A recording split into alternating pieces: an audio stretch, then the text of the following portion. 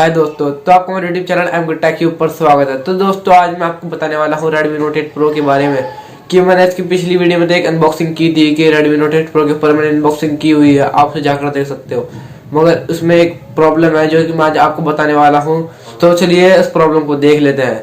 तो मेरा नाम है अनस, आप देख रहे हैं एम के टेक्यूब all tech problem I give you suggestion चल रहा है। तो एक एप्लीकेशन है पिक्सल लैब करके, ये इसमें काम नहीं कर रही है रेडमी नोट 8 प्रो में। और फिर मैंने इसके बाद यूट्यूब पर सर्च किया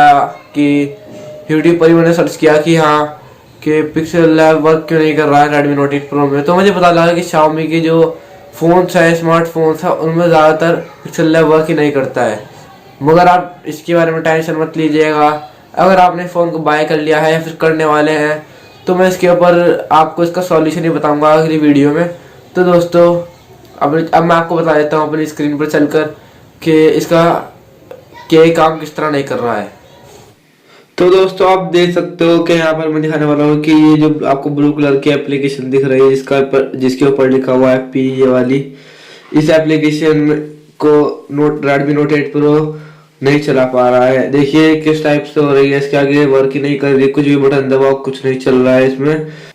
वैसे ये एप्लीकेशन होती है आपका फोटो एडिट करने के लिए, फिर आप थंबनेल एडिट करना चाहते हो या फिर इस तरह के कुछ काम करना चाहते हो तो एप्लीकेशन से ये काम होते हैं। वैसे इसका मैं आपको सॉल्यूशन बता दूंगा अगली वीडियो। तो दोस्तों आज की वीडियो के लिए इतना ही, अगली वीडियो में आपको कुछ नया और अलग बताएंगे।